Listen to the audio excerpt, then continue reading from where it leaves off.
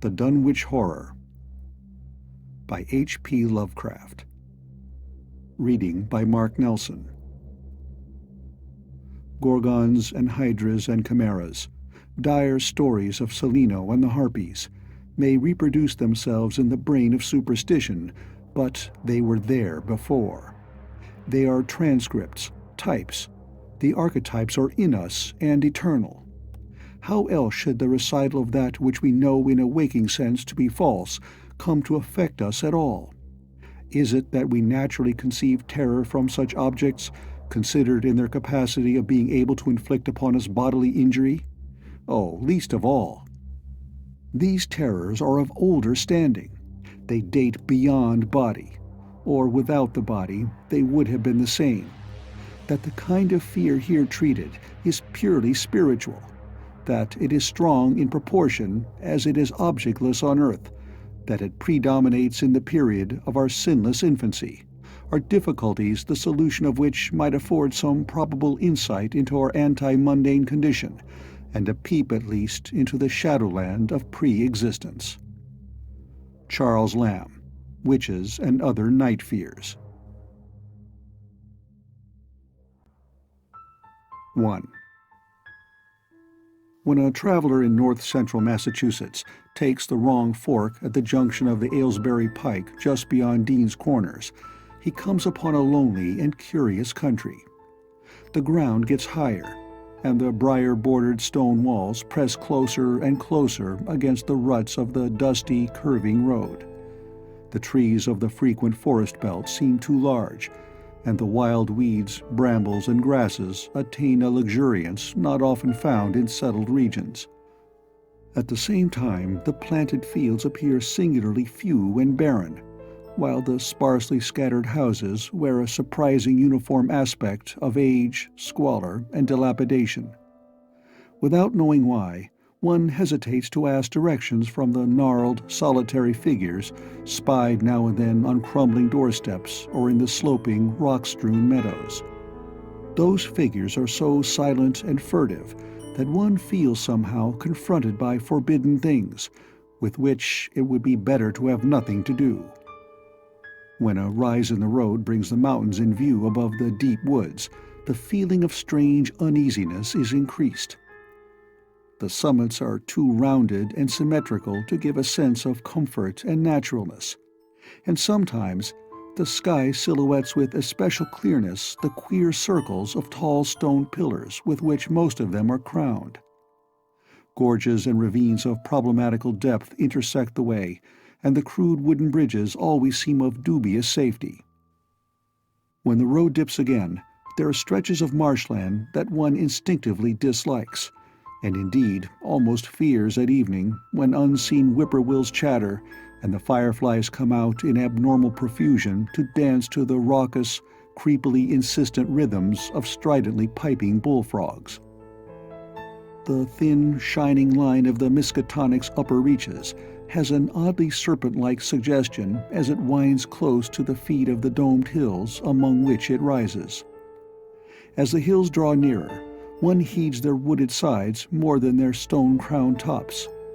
Those sides loom up so darkly and precipitously that one wishes they would keep their distance, but there is no road by which to escape them. Across a covered bridge, one sees a small village huddled between the stream and the vertical slope of Round Mountain, and wonders at the cluster of rotting gambrel roofs bespeaking an earlier architectural period than that of the neighboring region. It is not reassuring to see, on a closer glance, that most of the houses are deserted and falling to ruin, and that the broken steepled church now harbors the one slovenly mercantile establishment of the hamlet. One dreads to trust the tenebrous tunnel of the bridge, yet there is no way to avoid it. Once across, it is hard to prevent the impression of a faint, malign odor about the village street, as of the massed mold and decay of centuries. It is always a relief to get clear of the place, and to follow the narrow road around the base of the hills and across the level country beyond till it rejoins the Aylesbury Pike. Afterward, one sometimes learns that one has been through Dunwich. Outsiders visit Dunwich as seldom as possible, and since a certain season of horror, all the signboards pointing toward it have been taken down. The scenery, judged by any ordinary aesthetic canon, is more than commonly beautiful, yet there is no influx of artists or summer tourists. 2 centuries ago, when talk of witch blood, Satan worship, and strange forest presences was not laughed at, it was the custom to give reasons for avoiding the locality. In our sensible age, since the Dunwich Horror of 1928 was hushed up by those who had the town's and the world's welfare at heart, people shun it without knowing exactly why.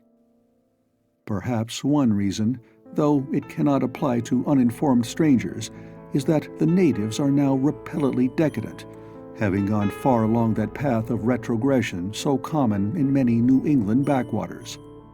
They have come to form a race by themselves, with the well-defined mental and physical stigmata of degeneracy and inbreeding. The average of their intelligence is woefully low, whilst their annals reek of overt viciousness and of half-hidden murders, incests, and deeds of almost unnameable violence and perversity. The old gentry, representing the 2 or 3 armigerous families which came from Salem in 1692, have kept somewhat above the general level of decay, though many branches are sunk into the sordid populace so deeply that only their names remain as a key to the origin they disgrace. Some of the Whateleys and Bishops still send their eldest sons to Harvard and Miskatonic, though those sons seldom return to the moldering gambrel roofs under which they and their ancestors were born. No one, even those who have the facts concerning the recent horror, can say just what is the matter with Dunwich, though old legends speak of unhallowed rites and conclaves of the Indians, amidst which they called forbidden shapes of shadow out of the great rounded hills, and made wild orgiastic prayers that were answered by loud crackings and rumblings from the ground below. In 1747, the Reverend Abijah Hoadley, newly come to the Congregational Church at Dunwich Village, preached a memorable sermon on the close presence of Satan and his imps, in which he said, "It must be allowed that these blasphemies of an infernal train of demons are matters of too common knowledge to be denied.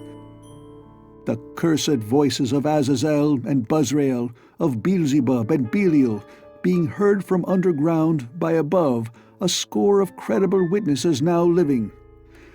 I myself did not more than a fortnight ago catch a very plain discourse of evil powers in the hill behind my house, wherein there were a rattling and rolling, groaning, screeching, and hissing, such as no things of this earth could raise up, and which must needs have come from those caves that only black magic can discover, and only the devil unlock." Mr. Hoadley disappeared soon after delivering this sermon, but the text, printed in Springfield, is still extant. Noises in the hills continue to be reported from year to year, and still form a puzzle to geologists and physiographers. Other traditions tell of foul odors near the hill-crowning circles of stone pillars, and of rushing airy presences to be heard faintly at certain hours from stated points at the bottom of the great ravines, while still others try to explain the Devil's Hop Yard, a bleak, blasted hillside where no tree, shrub, or grass blade will grow. Then, too, the natives are mortally afraid of the numerous whippoorwills which grow vocal on warm nights. It is vowed that the birds are psychopomps lying in wait for the souls of the dying, and that they time their eerie cries in unison with the sufferer's struggling breath. If they can catch the fleeing soul when it leaves the body, they instantly flutter away chittering in demoniac laughter, but if they fail, they subside gradually into a disappointed silence. These tales, of course, are obsolete and ridiculous, because they come down from very old times. Dunwich is indeed ridiculously old, older by far than any of the communities within 30 miles of it.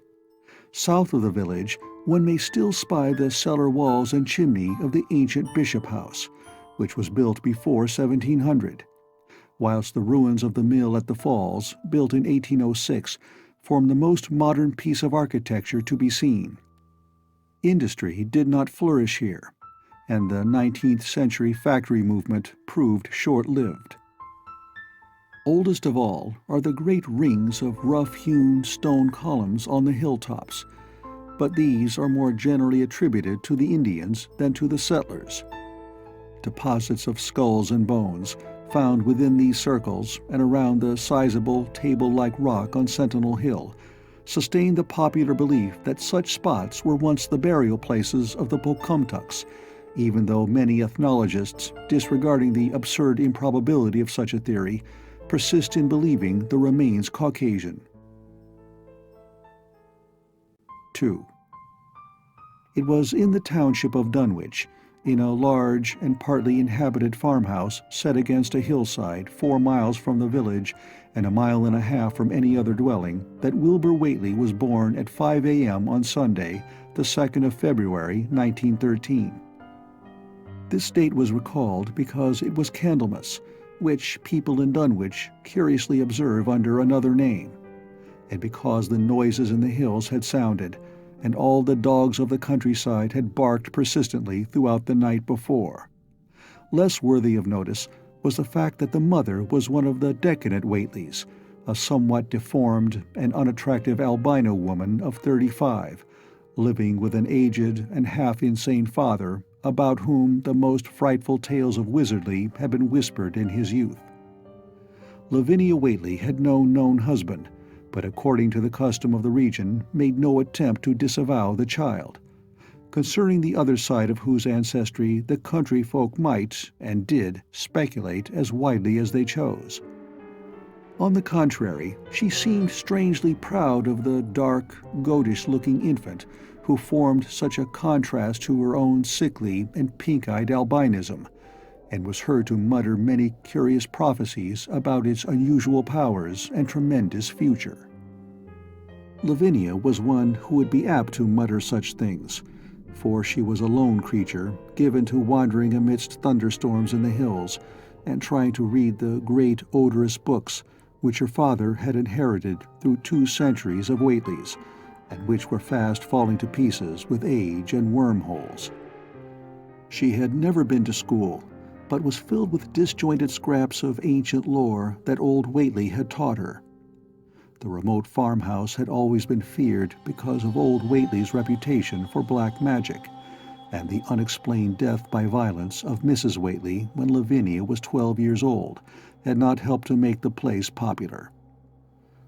Isolated among strange influences, Lavinia was fond of wild and grandiose daydreams and singular occupations, nor was her leisure much taken up by household cares in a home from which all standards of order and cleanliness had long since disappeared.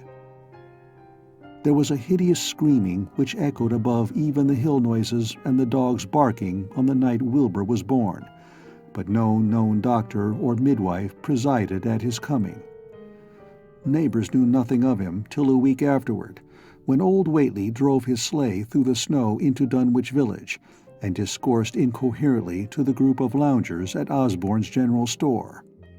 There seemed to be a change in the old man, an added element of furtiveness in the clouded brain which subtly transformed him from an object to a subject of fear, though he was not one to be perturbed by any common family event. Amidst it all, he showed some trace of the pride later noticed in his daughter, and what he said of the child's paternity was remembered by many of his hearers years afterward. "I don't care what folks think. If Lavinia's boy looked like his pa, he wouldn't look like nothing you expect. You needn't think the only folks is the folks hereabouts. Lavinia's read some, and has seed some things the most you only tell about. I calculate her man is as good a husband as you can find this side of Aylesbury, and if you knowed as much about the hills as I do, you wouldn't ask no better church wedding nor hern. Let me tell you something. Some day you folks will hear a child of Lavinia's a-calling its father's name on the top of Sentinel Hill." The only persons who saw Wilbur during the first month of his life were old Zechariah Whately of the undecayed Whateleys and Earl Sawyer's common-law wife, Mamie Bishop. Mamie's visit was frankly one of curiosity, and her subsequent tales did justice to her observations. But Zechariah came to lead a pair of Alderney cows which old Whately had bought of his son Curtis. This marked the beginning of a course of cattle buying on the part of small Wilbur's family, which ended only in 1928, when the Dunwich Horror came and went. Yet at no time did the ramshackle Whately barn seem overcrowded with livestock. There came a period when people were curious enough to steal up and count the herd that grazed precariously on the steep hillside above the old farmhouse, and they could never find more than 10 or 12 anemic, bloodless-looking specimens. Evidently, some blight or distemper, perhaps sprung from the unwholesome pasturage or the diseased fungi and timbers of the filthy barn, caused a heavy mortality amongst the Whately animals. Odd wounds or sores, having something of the aspect of incisions, seemed to afflict the visible cattle, and once or twice during the earlier months certain callers fancied they could discern similar sores about the throats of the gray, unshaven old man and his slatternly, crinkly-haired albino daughter. In the spring after Wilbur's birth, Lavinia resumed her customary rambles in the hills, bearing in her misproportioned arms the swarthy child. Public interest in the Whateleys subsided after most of the country folk had seen the baby, and no one bothered to comment on the swift development which that newcomer seemed every day to exhibit. Wilbur's growth was indeed phenomenal, for within 3 months of his birth he had attained a size and muscular power not usually found in infants under a full year of age. His motions, and even his vocal sounds, showed a restraint and deliberateness highly peculiar in an infant, and no one was really unprepared when, at 7 months, he began to walk unassisted, with falterings which another month was sufficient to remove. It was somewhat after this time, on Halloween, that a great blaze was seen at midnight on the top of Sentinel Hill, where the old table-like stone stands amidst its tumulus of ancient bones. Considerable talk was started when Silas Bishop, of the undecayed bishops, mentioned having seen the boy running sturdily up that hill ahead of his mother about an hour before the blaze was remarked. Silas was rounding up a stray heifer, but he nearly forgot his mission when he fleetingly spied the 2 figures in the dim light of his lantern. They darted almost noiselessly through the underbrush, and the astonished watcher seemed to think they were entirely unclothed. Afterward, he could not be sure about the boy, who may have had some kind of fringed belt and a pair of dark blue trunks or trousers on. Wilbur was never subsequently seen alive and conscious without complete and tightly buttoned attire, the disarrangement or threatened disarrangement of which always seemed to fill him with anger and alarm. His contrast with his squalid mother and grandfather in this respect was thought very notable until the horror of 1928 suggested the most valid of reasons. The next January, gossips were mildly interested in the fact that Lavinia's black brat had commenced to talk, and at the age of only 11 months. His speech was somewhat remarkable, both because of its difference from the ordinary accents of the region, and because it displayed a freedom from infantile lisping of which many children of 3 or 4 might well be proud. The boy was not talkative, yet when he spoke, he seemed to reflect some elusive element wholly unpossessed by Dunwich and its denizens. The strangeness did not reside in what he said, or even in the simple idioms he used, but seemed vaguely linked with his intonation or with the internal organs that produced the spoken sounds. His facial aspect, too, was remarkable for its maturity. For though he shared his mother's and grandfather's chinlessness, his firm and precociously shaped nose united with the expression on his large, dark, almost Latin eyes to give him an air of quasi-adulthood and well-nigh preternatural intelligence. He was, however, exceedingly ugly despite his appearance of brilliancy. there being something almost goatish or animalistic about his thick lips, large pored yellowish skin, coarse crinkly hair, and oddly elongated ears. He was soon disliked even more decidedly than his mother and grandsire, and all conjectures about him were spiced with references to the bygone magic of old Whately, and how the hills once shook when he shrieked the dreadful name of Yog Sothoth in the midst of a circle of stones with a great book open in his arms before him. Dogs abhorred the boy, and he was always obliged to take various defensive measures against their barking menace. 3. Meanwhile, old Whately continued to buy cattle without measurably increasing the size of his herd. He also cut timber and began to repair the unused parts of his house, a spacious, peaked-roofed affair whose rear end was buried entirely in the rocky hillside, and whose 3 least-ruined ground-floor rooms had always been sufficient for himself and his daughter.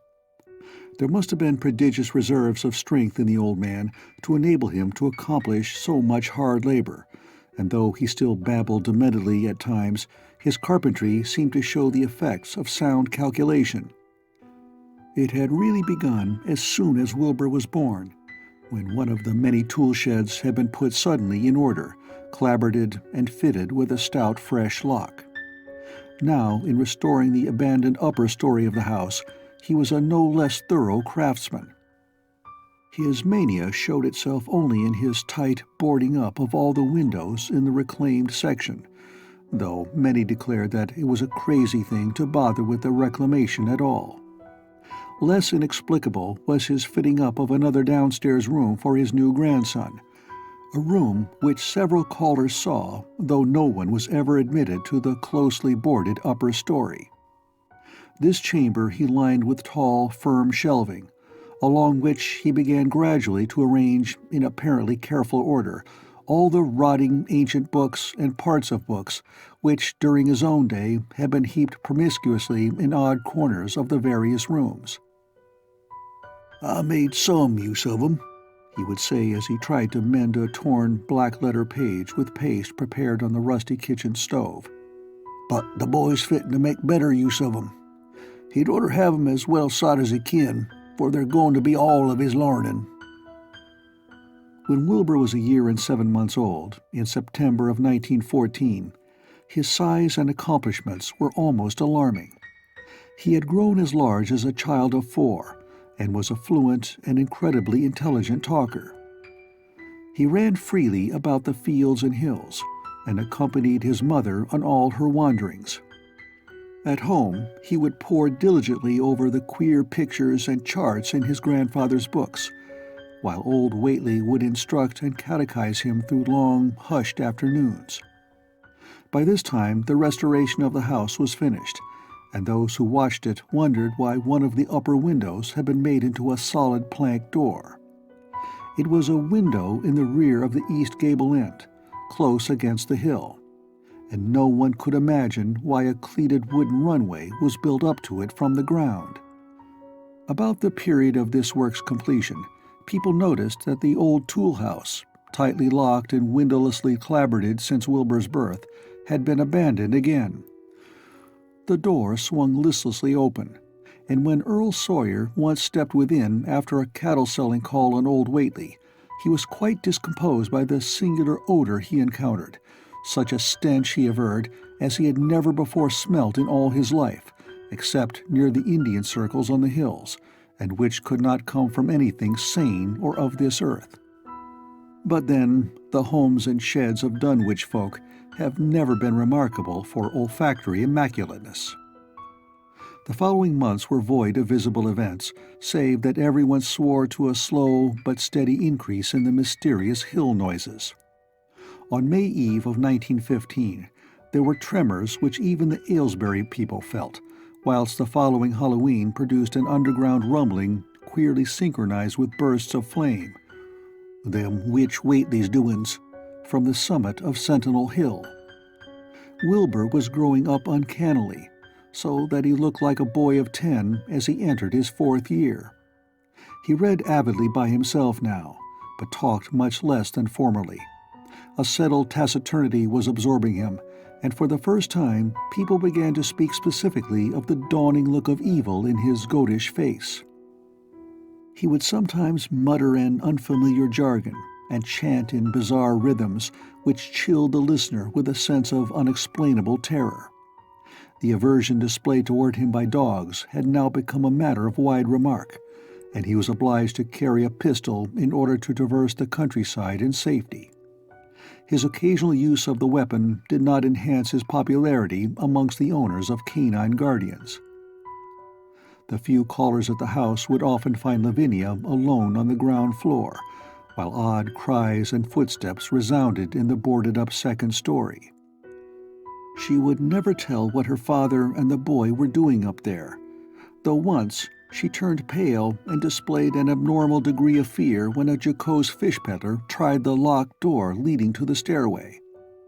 That peddler told the store loungers at Dunwich Village that he thought he heard a horse stamping on that floor above. The loungers reflected, thinking of the door and runway, and of the cattle that so swiftly disappeared.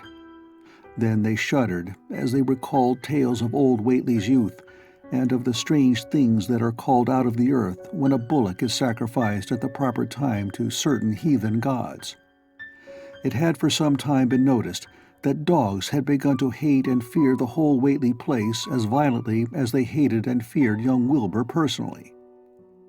In 1917 the war came, and Squire Sawyer Whately, as chairman of the local draft board, had hard work finding a quota of young Dunwich men fit even to be sent to a development camp.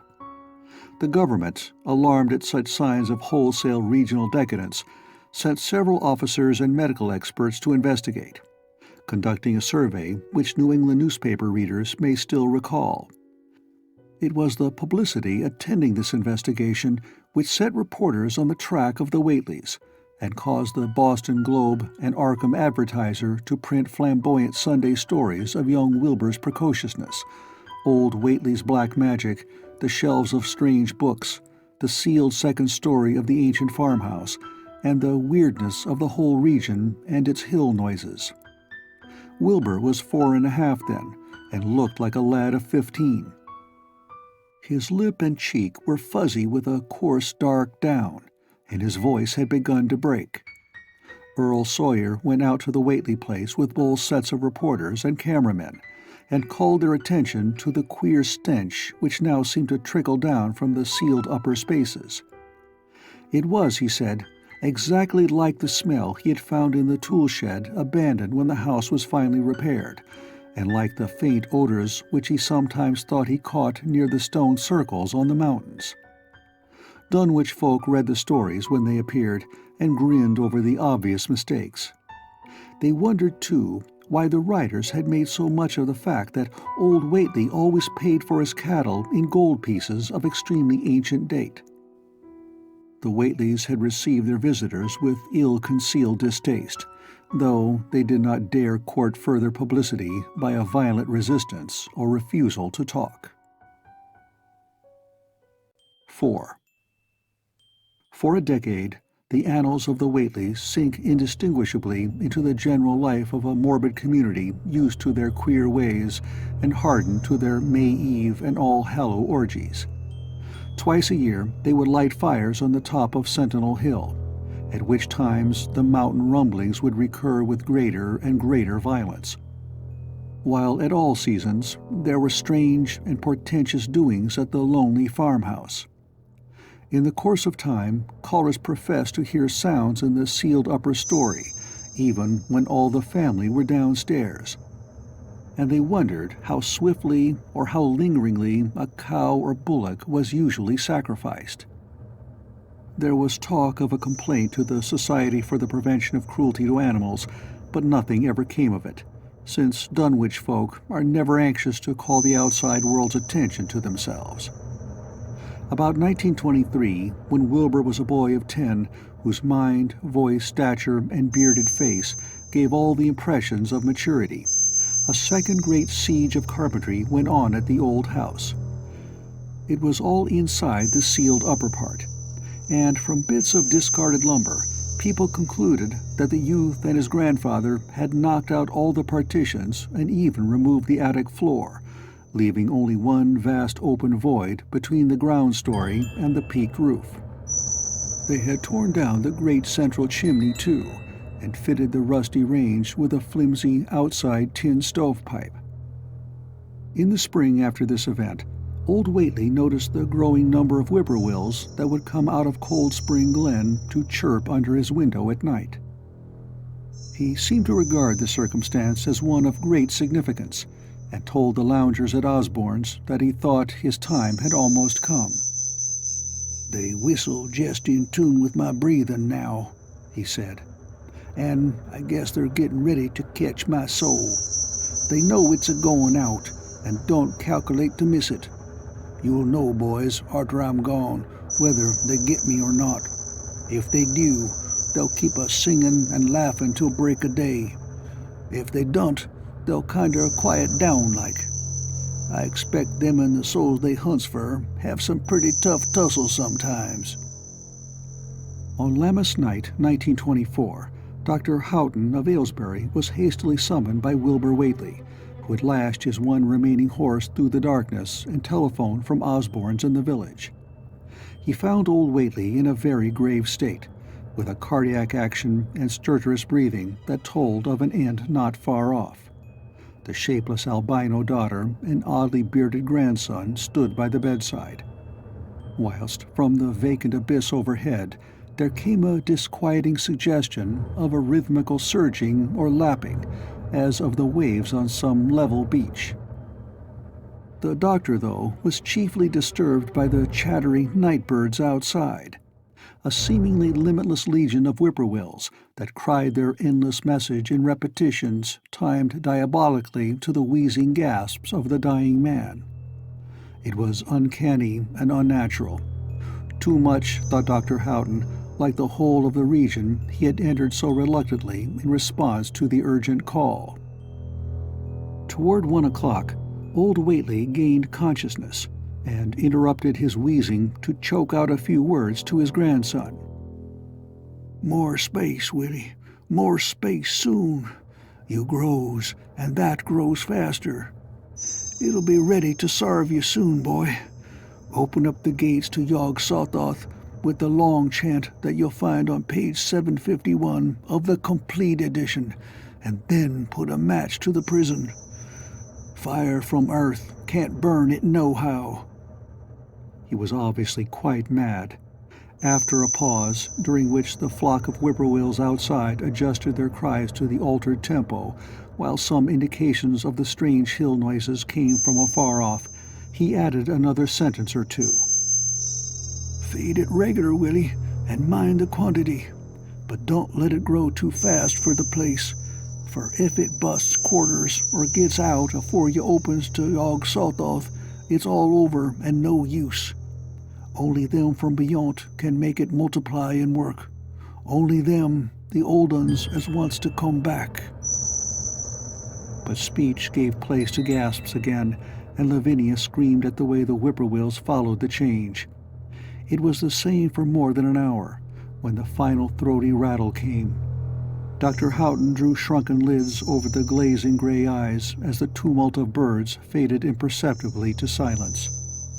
Lavinia sobbed, but Wilbur only chuckled whilst the hill noises rumbled faintly. "They didn't get him," he muttered in his heavy bass voice. Wilbur was by this time a scholar of really tremendous erudition in his one-sided way, and was quietly known by correspondence to many librarians in distant places where rare and forbidden books of old days are kept.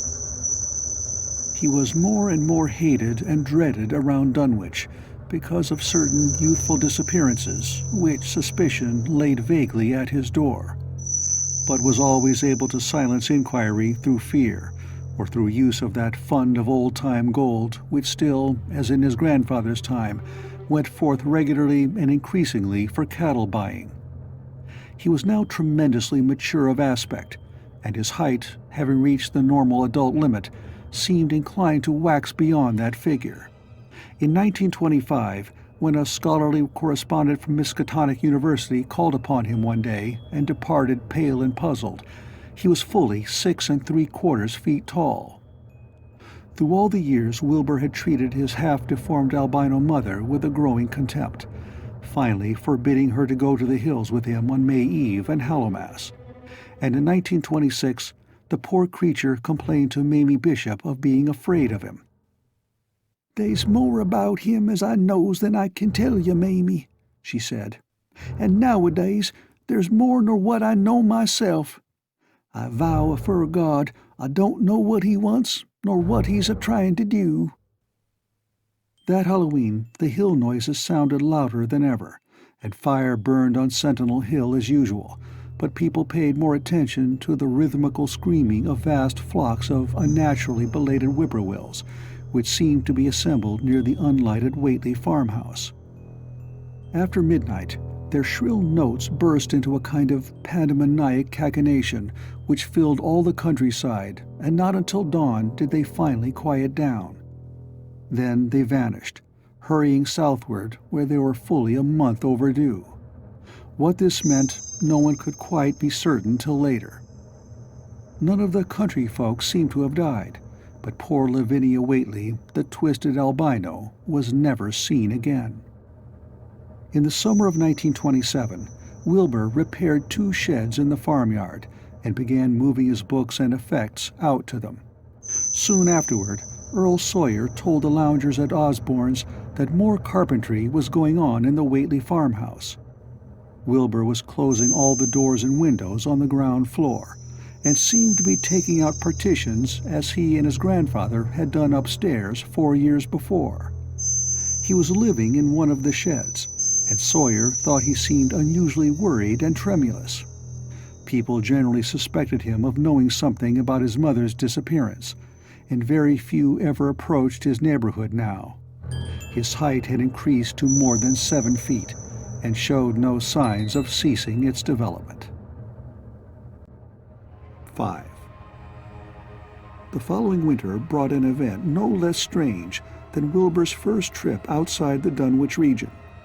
Correspondence with the Widener Library at Harvard, the Bibliothèque Nationale in Paris, the British Museum, the University of Buenos Aires, and the library of Miskatonic University at Arkham had failed to get him the loan of a book he desperately wanted.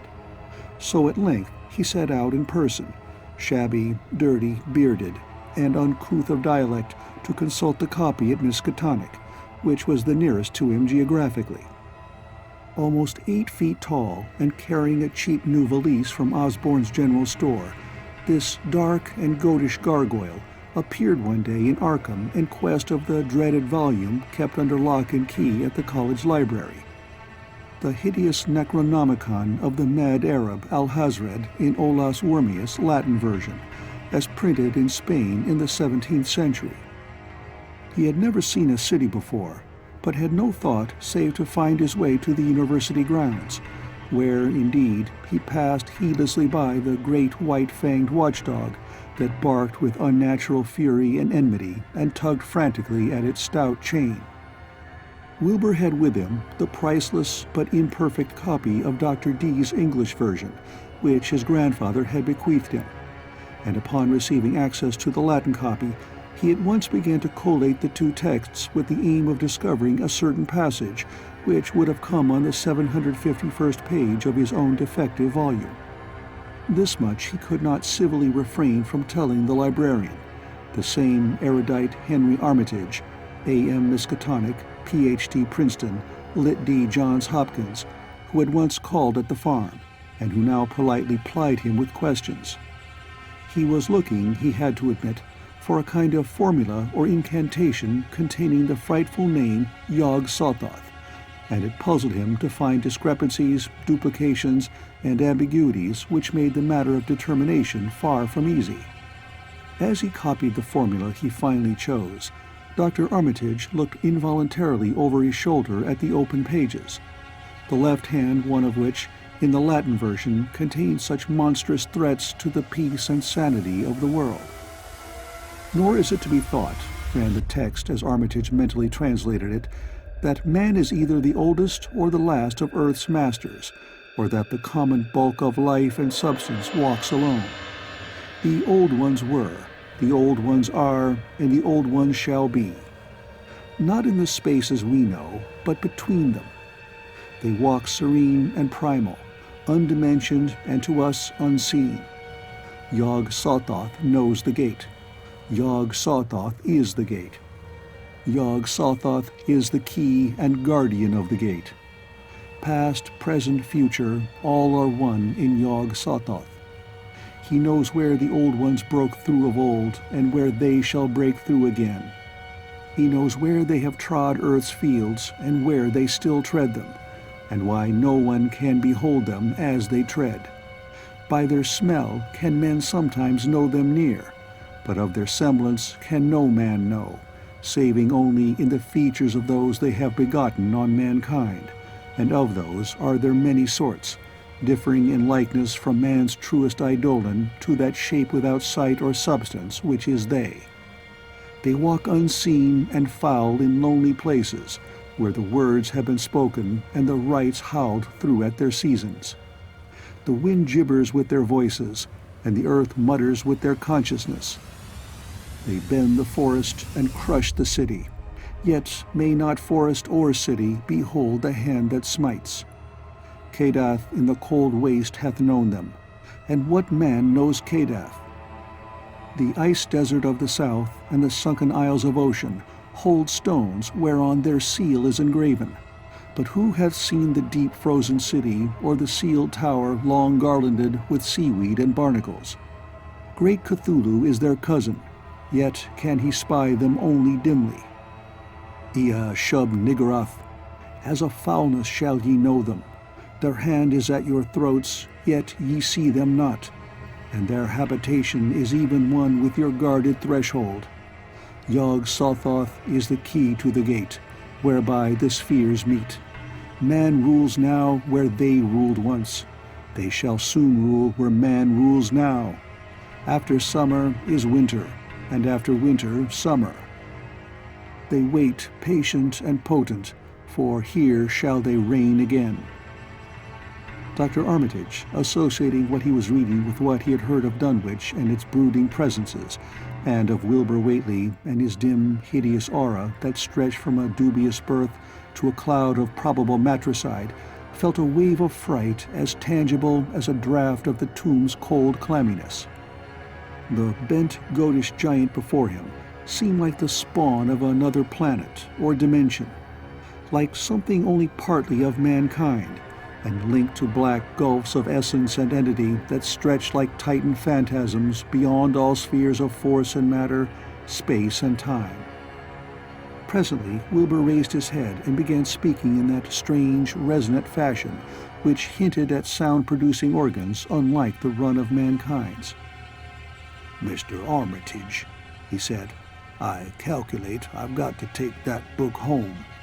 There's things in it I've got to try under certain conditions that I can't get here, and it'd be a mortal sin to let a red tape rule hold me up.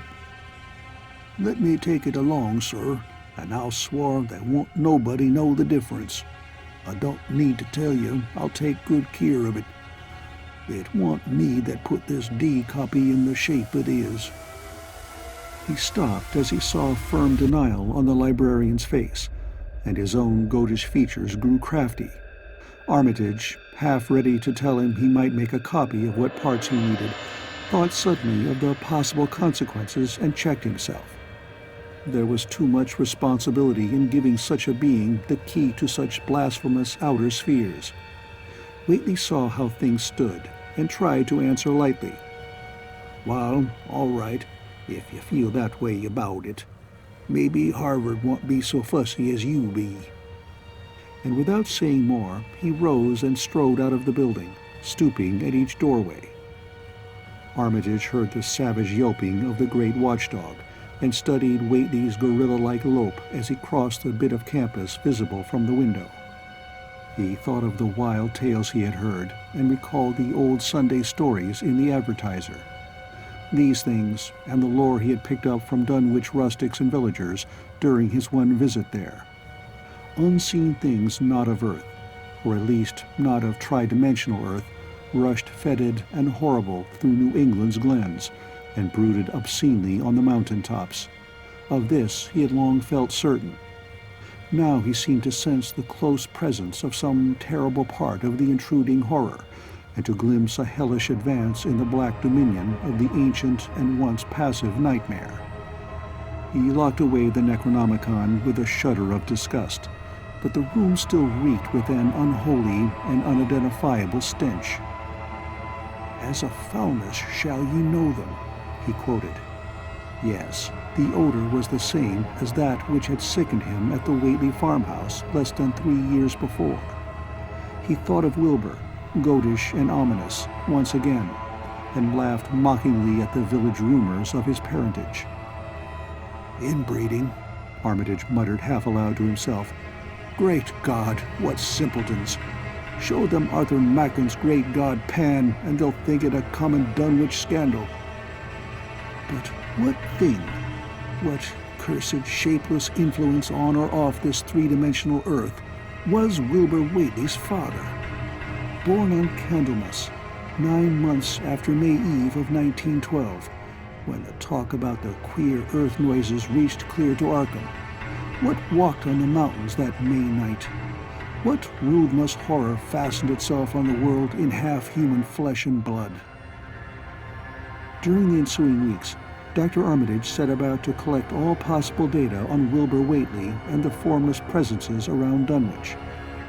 He got in communication with Dr. Houghton of Aylesbury, who had attended old Whately in his last illness, and found much to ponder over in the grandfather's last words as quoted by the physician. A visit to Dunwich village failed to bring out much that was new, but a close survey of the Necronomicon in those parts which Wilbur had sought so avidly seemed to supply new and terrible clues to the nature, methods, and desires of the strange evil so vaguely threatening this planet. Talks with several students of archaic lore in Boston, and letters to many others elsewhere, gave him a growing amazement which passed slowly through varied degrees of alarm to a state of really acute spiritual fear. As the summer drew on, he felt dimly that something ought to be done about the lurking terrors of the upper Miskatonic Valley, and about the monstrous being known to the human world as Wilbur Whately.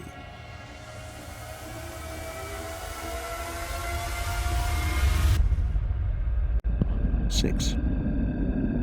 The Dunwich Horror itself came between Lammas and the equinox in 1928, and Dr. Armitage was among those who witnessed its monstrous prologue. He had heard, meanwhile, of Whately's grotesque trip to Cambridge, and of his frantic efforts to borrow or copy from the Necronomicon at the Widener Library. Those efforts had been in vain, since Armitage had issued warnings of the keenest intensity to all librarians having charge of the dreaded volume.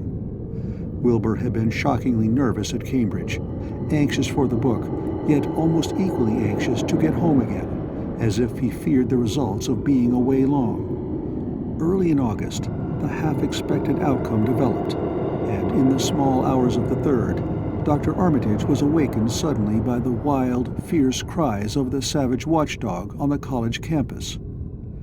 Deep and terrible, the snarling, half-mad growls and barks continued, always in mounting volume, but with hideously significant pauses.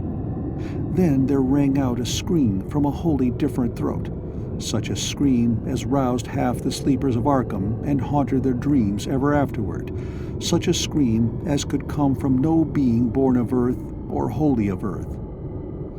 Armitage hastened into some clothing and rushed across the street and lawn to the college buildings, saw that others were ahead of him, and heard the echoes of a burglar alarm still shrilling from the library. An open window showed black and gaping in the moonlight. What had come had indeed completed its entrance, for the barking and the screaming, now fast fading into a mixed low growling and moaning, proceeded unmistakably from within. Some instinct warned Armitage that what was taking place was not a thing for unfortified eyes to see, so he brushed back the crowd with authority as he unlocked the vestibule door. Among the others, he saw Professor Warren Rice and Dr. Francis Morgan. men to whom he had told some of his conjectures and misgivings, and these two he motioned to accompany him inside. The inward sounds, except for a watchful, droning whine from the dog, had by this time quite subsided. But Armitage now perceived with a sudden start that a loud chorus of whippoorwills among the shrubbery had commenced a damnably rhythmical piping, as if in unison with the last breath of a dying man. The building was full of a frightful stench which Dr. Armitage knew too well, and the three men rushed across the hall to the small genealogical reading room whence the low whining came. For a second, nobody dared to turn on the light. Then Armitage summoned up his courage and snapped the switch. One of the three, it is not certain which, shrieked aloud at what sprawled before them among disordered tables and overturned chairs. Professor Rice declares that he wholly lost consciousness for an instant, though he did not stumble or fall. The thing that lay half-bent on its side in a fetid pool of greenish-yellow ichor and tarry stickiness was almost 9 feet tall, and the dog had torn off all the clothing and some of the skin.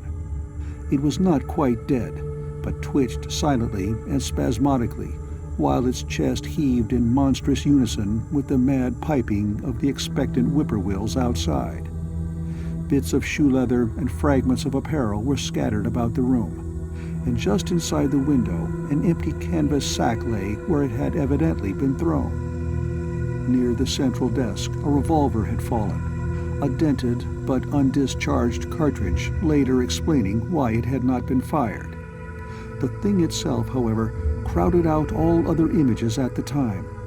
It would be trite and not wholly accurate to say that no human pen could describe it, but one may properly say that it could not be vividly visualized by anyone whose ideas of aspect and contour are too closely bound up with the common life forms of this planet and of the 3 known dimensions. It was partly human beyond a doubt, with very man-like hands and head, and the goatish, chinless face had the stamp of the Whaleys upon it. But the torso and lower parts of the body were teratologically fabulous, so that only generous clothing could ever have enabled it to walk on Earth unchallenged or uneradicated. Above the waist it was semi-anthropomorphic, though its chest, where the dog's rending paws still rested watchfully, had the leathery, reticulated hide of a crocodile or alligator. The back was piebald with yellow and black, and dimly suggested the squamous covering of certain snakes. Below the waist, though, it was the worst, for here all human resemblance left off and sheer fantasy began. The skin was thickly covered with coarse black fur, and from the abdomen a score of long greenish-gray tentacles with red sucking mouths protruded limply. Their arrangement was odd, and seemed to follow the symmetries of some cosmic geometry unknown to Earth or the solar system. On each of the hips, deep set in a kind of pinkish, ciliated orbit, was what seemed to be a rudimentary eye, whilst in lieu of a tail there depended a kind of trunk or feeler, with purple annular markings and with many evidences of being an undeveloped mouth or throat. The limbs, save for their black fur, roughly resembled the hind legs of prehistoric Earth's giant saurians, and terminated in ridgy-veined pads that were neither hooves nor claws. When the thing breathed, its tail and tentacles rhythmically changed color, as if from some circulatory cause normal to the non-human side of its ancestry.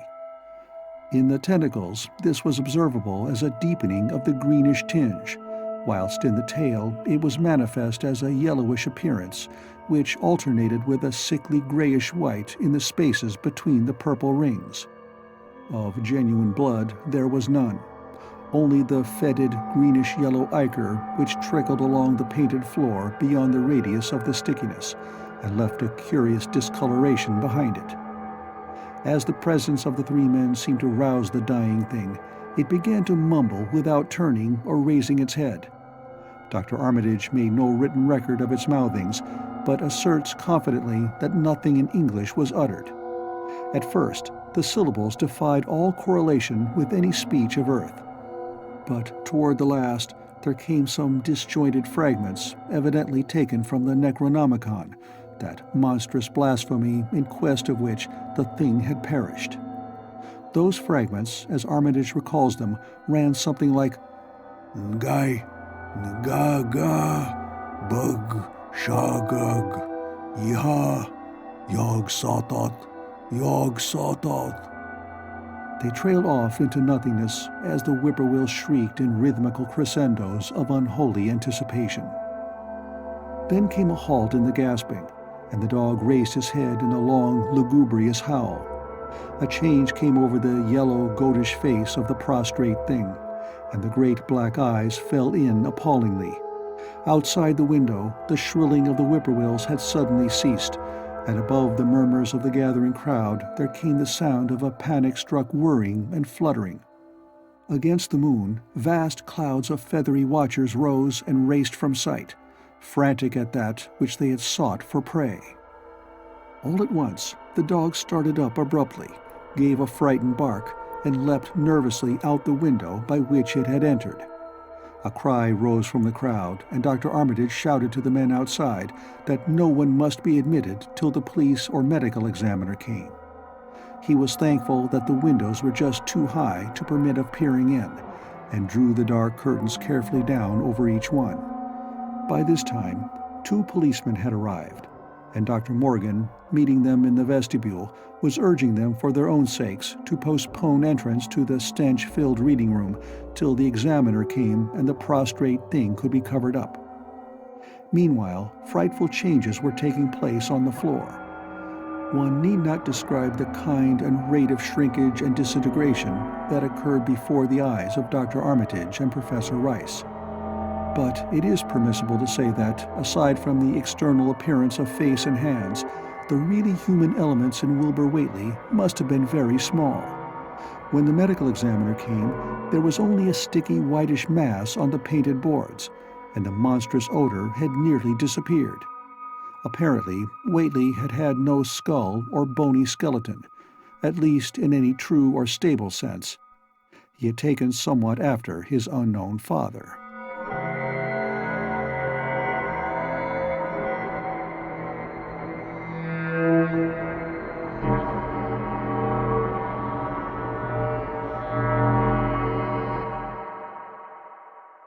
Seven. Yet all this was only the prologue of the actual Dunwich Horror.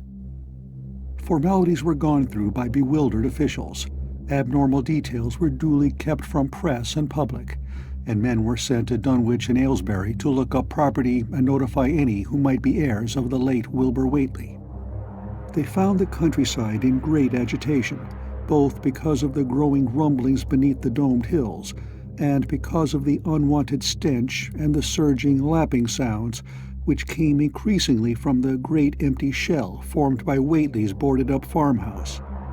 Earl Sawyer, who tended the horse and cattle during Wilbur's absence, had developed a woefully acute case of nerves.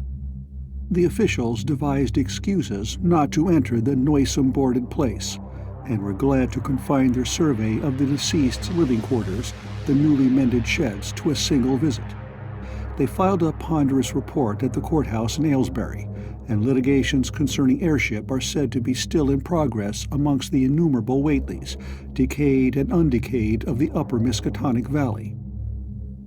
An almost interminable manuscript in strange characters, written in a huge ledger and adjudged a sort of diary because of the spacing and the variations in ink and penmanship, presented a baffling puzzle to those who found it on the old bureau which served as its owner's desk.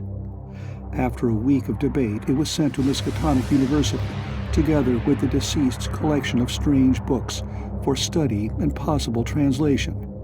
But even the best linguist soon saw that it was not likely to be unriddled with ease. No trace of the ancient gold with which Wilbur and old Whately always paid their debts has yet been discovered. It was in the dark of September 9th that the horror broke loose. The hill noises had been very pronounced during the evening, and dogs barked frantically all night. Early risers on the 10th noticed a peculiar stench in the air. About 7 o'clock, Luther Brown, the hired boy at George Corey's, between Cold Spring Glen and the village, rushed frenziedly back from his morning trip to 10-acre meadow with the cows. He was almost convulsed with fright as he stumbled into the kitchen, and in the yard outside, the no less frightened herd were pawing and lowing pitifully, having followed the boy back in the panic they shared with him. Between gasps, Luther tried to stammer out his tale to Mrs. Corey. "Up thar in the rud beyond the glen, Miss Corey, there's something been thar. It smells like thunder, and all the bushes and little trees is pushed back from the rud, like that a house been moved along of it. And that ain't the wust, nuther. They's prints in the rud, Miss Corey, great round prints as big as barrelheads, all sunk down deep like a elephant had been along, only they's a sight more nor 4 feet could make. I looked at 1 or 2 before I run, and I see every one was covered with lines spreading out from one place, like as if big palm leaf fans, twice or 3 times as big as any they is, had a being pounded down into the road. And the smell was awful, like what it is around Wizard Whately's old house." Here he faltered and seemed to shiver afresh with the fright that had sent him flying home. Mrs. Corey, unable to extract more information, began telephoning the neighbors, thus starting on its rounds the overture of panic that heralded the major terrors. When she got Sally Sawyer, housekeeper at Seth Bishop's, the nearest place to Whately's, it became her turn to listen instead of transmit. For Sally's boy Chauncey, who slept poorly, had been up on the hill toward Whately's, and had dashed back in terror after one look at the place, and at the pasturage where Mr. Bishop's cows had been left out all night. "Yes, Miss Corey," came Sally's tremulous voice over the party wire. "Chancey, he just come back a-postin', and couldn't half talk for being scared. He says old Whately's house is all blowed up, with the timbers scattered round like they'd been dynamite inside. Only the bottom floor ain't through, but is all covered with a kind of tar-like stuff that smells awful and drips down off'n the edges onto the ground where the side timbers is blowed away. And they's awful kinder marks in the yard, too, great round marks, bigger round than a hogshead, and all sticky with stuff like is on the blowed-up house. Chancey, he says they leads off into the medders, where a great swath wider'n a barn is matted down, and all the stun walls tumbled every which way wherever it goes. And he says he, Miss Corey, as how he sought to look for Seth's cows, frightened as he was, and found 'em in the upper pasture nigh the Devil's Hop Yard in an awful shape. Half on 'em's clean gone, and nigh half of them what's left is sucked most dry of blood, with sores on 'em like they's been on Whately's cattle ever since Lavinia's black brat was born. Seth, he's gone out now to look at 'em, though I'll vow he won't keer to get very nigh Wizard Whately's. Chancey didn't look keerful to see where the big matted down swath led arter it left the pasturage, but he says he thinks it pinted towards the Glen Rud to the village. I tell you, Miss Corey, they's something abroad as hadn't orter be abroad, and I for one think that Black Wilbur Whately, as come to the bad end he deserved, is at the bottom of the breeding of it. He wa'n't all human hisself, I always says to everybody, and I think he and old Whately must have raised something in that there nailed-up house as ain't even so human as he was.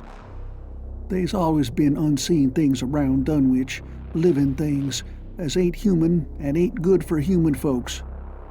The ground was a-talkin' last night, and towards morning, Chancey, he heard the whippoorwills so loud in Cold Spring Glen he couldn't sleep none.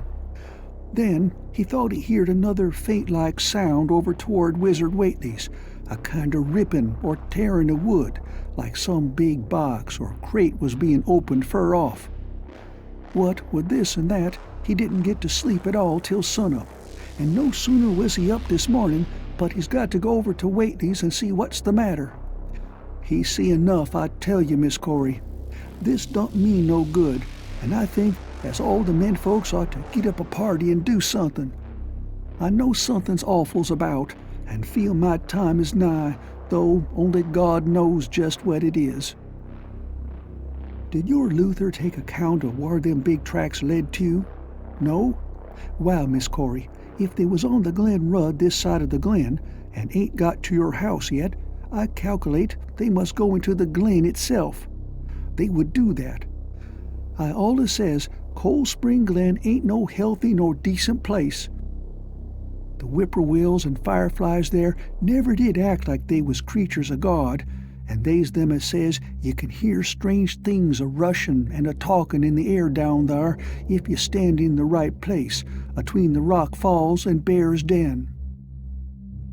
By that noon, fully 3/4 of the men and boys of Dunwich were trooping over the roads and meadows between the new-made Whately ruins and Cold Spring Glen, examining in horror the vast, monstrous prints, the maimed bishop cattle, the strange, noisome wreck of the farmhouse, and the bruised, matted vegetation of the fields and roadsides.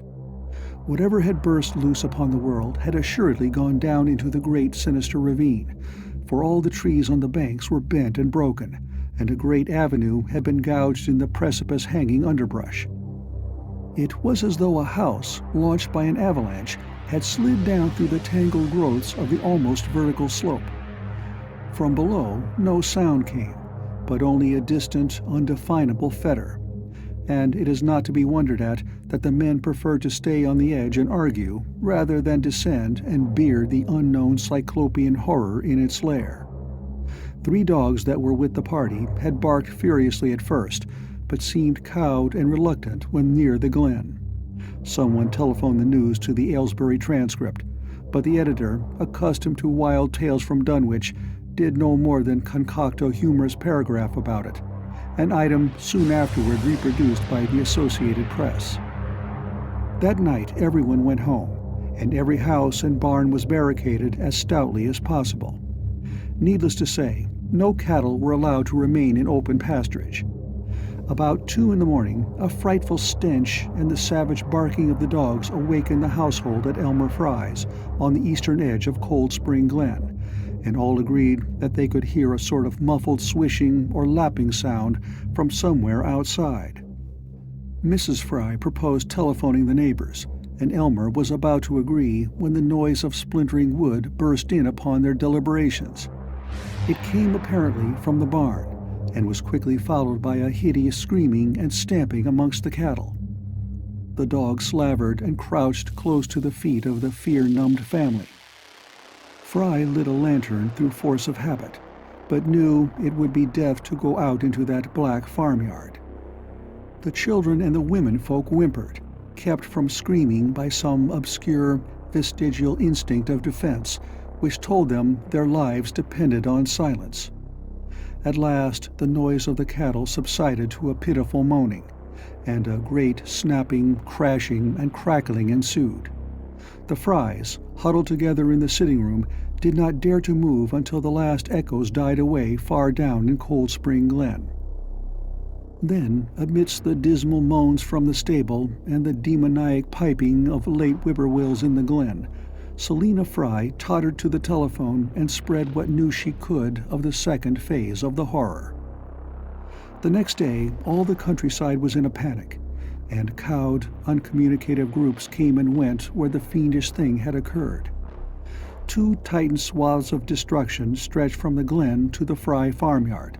Monstrous prints covered the bare patches of ground, and one side of the old red barn had completely caved in. Of the cattle, only about a quarter could be found and identified. Some of these were in curious fragments, and all that survived had to be shot. Earl Sawyer suggested that help be asked from Aylesbury or Arkham, but others maintained it would be of no use. Old Zebulon Whately, of a branch that hovered about halfway between soundness and decadence, made darkly wild suggestions about rites that ought to be practiced on the hilltops. He came of a line where tradition ran strong, and his memories of chantings in the great stone circles were not altogether connected with Wilbur and his grandfather. Darkness fell upon a stricken countryside too passive to organize for real defense. In a few cases, closely related families would band together and watch in the gloom under one roof, but in general there was only a repetition of the barricading of the night before, and a futile, ineffective gesture of loading muskets and setting pitchforks handily about. Nothing, however, occurred except some hill noises.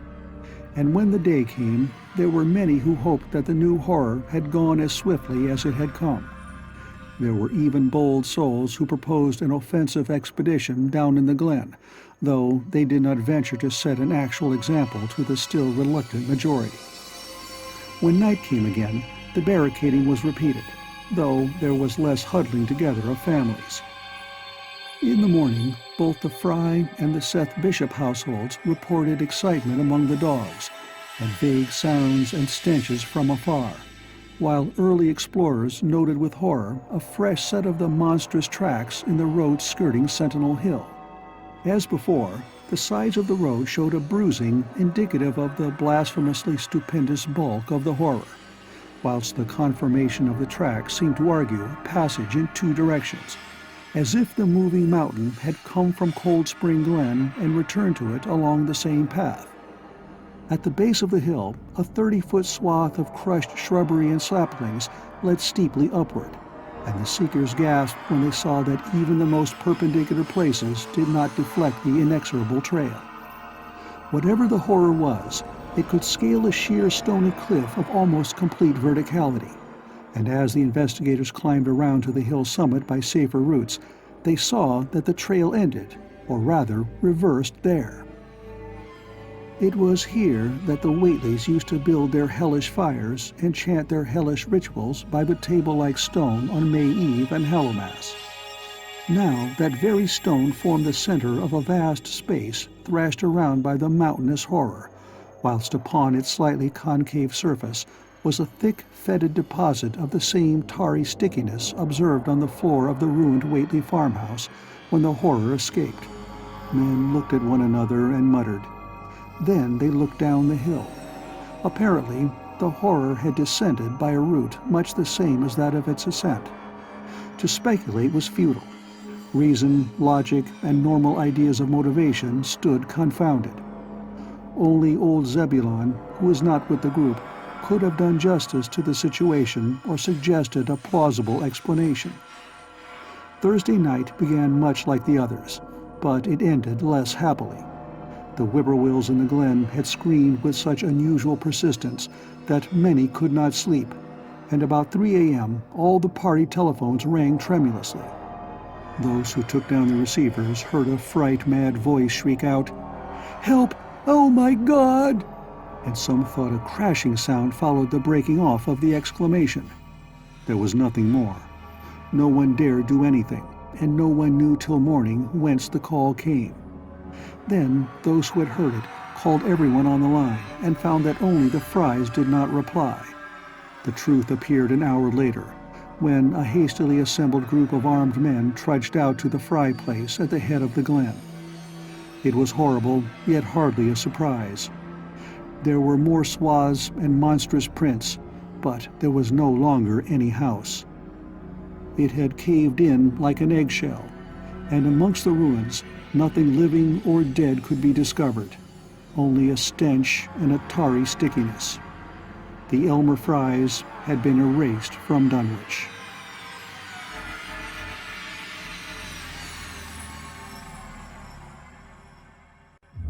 The Dunwich Horror.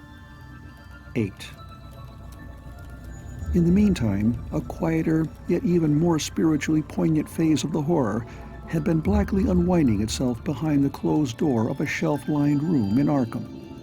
The curious manuscript record or diary of Wilbur Whately, delivered to Miskatonic University for translation, had caused much worry and bafflement among the experts in languages both ancient and modern. Its very alphabet, notwithstanding a general resemblance to the heavily shaded Arabic used in Mesopotamia, being absolutely unknown to any available authority. The final conclusion of the linguists was that the text represented an artificial alphabet, giving the effect of a cipher, though none of the usual methods of cryptographic solution seemed to furnish any clue, even when applied on the basis of every tongue the writer might conceivably have used. The ancient books taken from Whately's quarters, while absorbingly interesting and in several cases promising to open up new and terrible lines of research among philosophers and men of science, were of no assistance whatever in this matter. One of them, a heavy tome with an iron clasp, was in another unknown alphabet, this one of a very different cast, and resembling Sanskrit more than anything else. The old ledger was at length given wholly into the charge of Dr. Armitage, both because of his peculiar interest in the Whately matter, and because of his wide linguistic learning and skill in the mystical formulae of antiquity and Middle Ages. Armitage had an idea that the alphabet might be something esoterically used by certain forbidden cults which have come down from old times, and which have inherited many forms and traditions from the wizards of the Saracenic world. That question, however, he did not deem vital, since it would be unnecessary to know the origin of the symbols if, as he suspected, they were used as a cipher in a modern language. It was his belief that, considering the great amount of text involved, the writer would scarcely have wished the trouble of using another speech than his own, save perhaps in certain special formulae and incantations. Accordingly, he attacked the manuscript with the preliminary assumption that the bulk of it was in English. Dr. Armitage knew, from the repeated failures of his colleagues, that the riddle was a deep and complex one, and that no simple mode of solution could merit even a trial. All through late August, he fortified himself with the massed lore of cryptography, drawing upon the fullest resources of his own library, and waiting night after night amidst the arcana of Trithemius Polygraphia, Giambattista Porta's De Furtivis Literatum Notis, De Visionaires Trait de Chiffre, Falconer's Cryptomenesis Patefacta, Davies and Thickness's 18th century treatises, and such fairly modern authorities as Blair, von Martin, and Kluber's Cryptographic. He interspersed his study of the books with attacks on the manuscript itself, and in time became convinced that he had to deal with one of those subtlest and most ingenious of cryptograms, in which many separate lists of corresponding letters are arranged like the multiplication table, and the message built up with arbitrary keywords known only to the initiated. The older authorities seemed rather more helpful than the newer ones, and Armitage concluded that the code of the manuscript was one of great antiquity, no doubt handed down through a long line of mystical experimenters. Several times he seemed near daylight, only to be set back by some unforeseen obstacle. Then, as September approached, the clouds began to clear. Certain letters, as used in certain parts of the manuscript, emerged definitely and unmistakably, and it became obvious that the text was indeed in English. On the evening of September 2nd, the last major barrier gave way, and Dr. Armitage read for the first time a continuous passage of Wilbur Whately's annals. It was in truth a diary, as all had thought, and it was couched in a style clearly showing the mixed occult erudition and general illiteracy of the strange being who wrote it. Almost the first long passage that Armitage deciphered, an entry dated November 26, 1916, proved highly startling and disquieting. It was written, he remembered, by a child of 3.5 who looked like a lad of 12 or 13. "Today learn the Athol for the Sabbath," it ran, "which did not like, it being answerable from the hill and not from the air. That upstairs more ahead of me than I thought it would be, and is not like to have much earth brain. Shot Elam Hutchinson's collie Jack when he went to bite me, and Elam says he would kill me if he dast. I guess he won't. Grandfather kept me saying the Dove formula last night, and I think I saw the inner city at the 2 magnetic poles. I shall go to those poles when the earth is cleared off, if I can't break through with the Do-Na formula when I commit it. They from the air told me at Sabbath that it will be years before I can clear off the earth, and I guess Grandfather will be dead then, so I shall have to learn all the angles of the planes and all the formulas between the Ur and the Ningyur. They from outside will help, but they cannot take body without human blood. That upstairs looks it will have the right cast. I can see it a little when I make the Urish sign or blow the power of Ibn Ghazi at it, and it is near like them at May Eve on the hill. The other face may wear off some. I wonder how I shall look when the earth is cleared and there are no earth beings on it. He that came with the Athol Sabbath said, I may be transfigured, there being much of outside to work on." Morning found Dr. Armitage in a cold sweat of terror and a frenzy of wakeful concentration. He had not left the manuscript all night, but sat at his table under the electric light, turning page after page with shaking hands as fast as he could decipher the cryptic text. He had nervously telephoned his wife he would not be home, and when she brought him a breakfast from the house he could scarcely dispose of a mouthful. All that day he read on, now and then halted maddeningly as a reapplication of the complex key became necessary.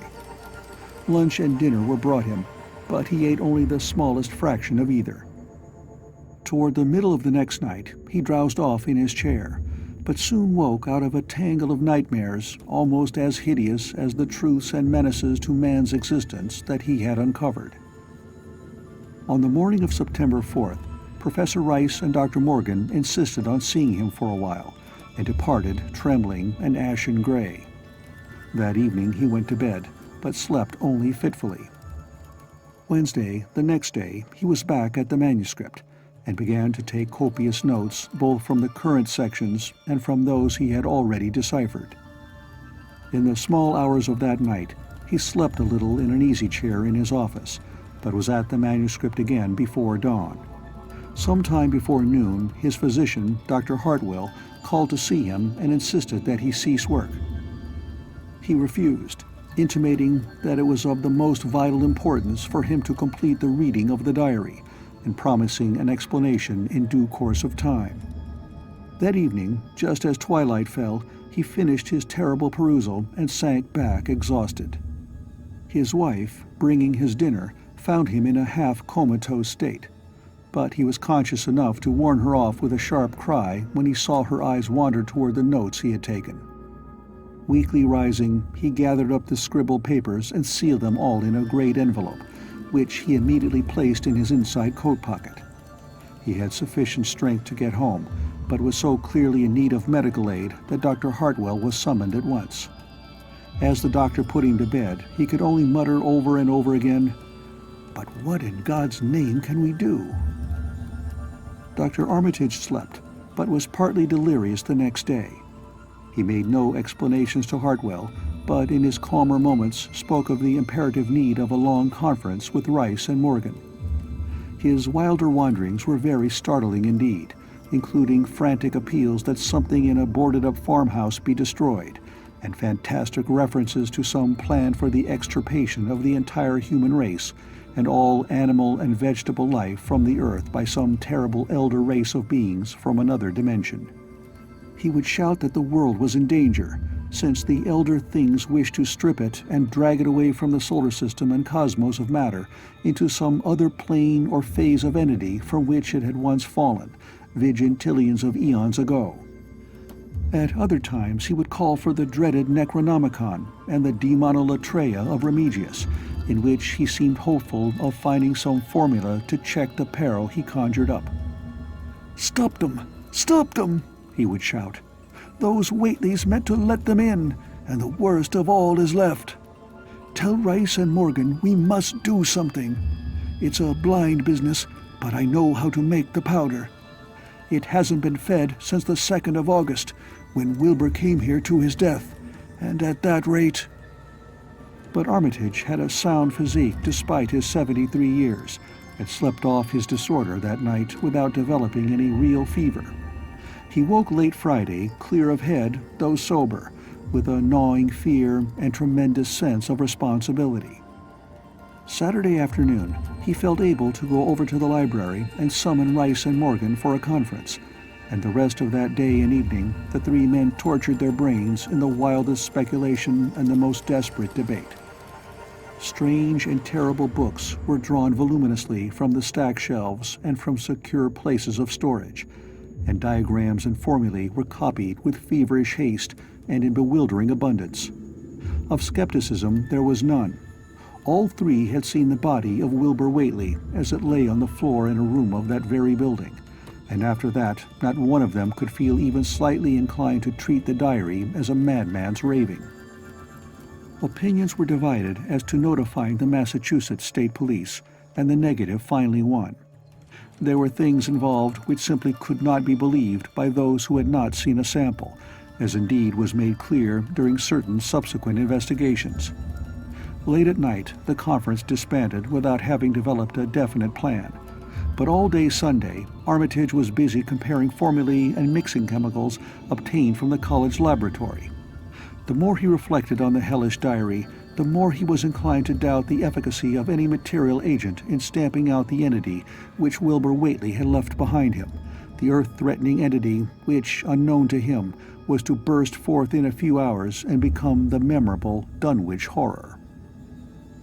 Monday was a repetition of Sunday with Dr. Armitage, for the task at hand required an infinity of research and experiment. Further consultations of the monstrous diary brought about various changes of plan, and he knew that even in the end a large amount of uncertainty must remain.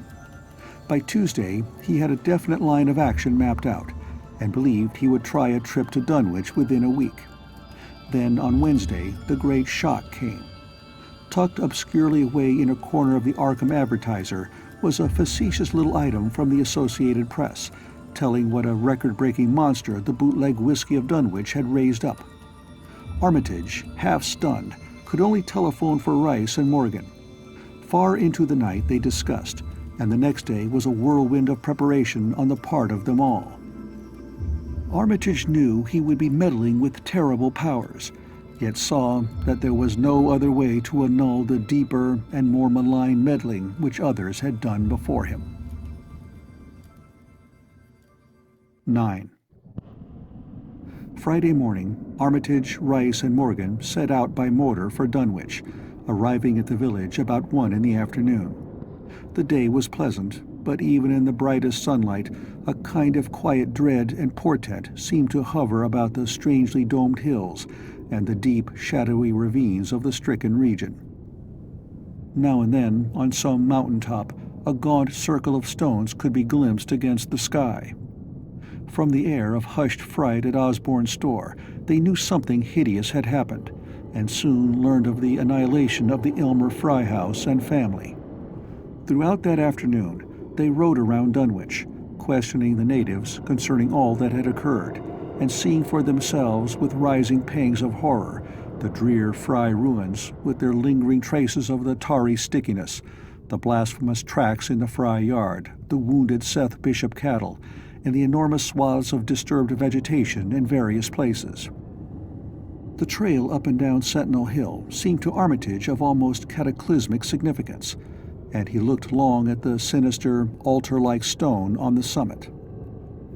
At length, the visitors, apprised of a party of state police which had come from Aylesbury that morning in response to the first telephone reports of the Frye tragedy, decided to seek out the officers and compare notes as far as practicable.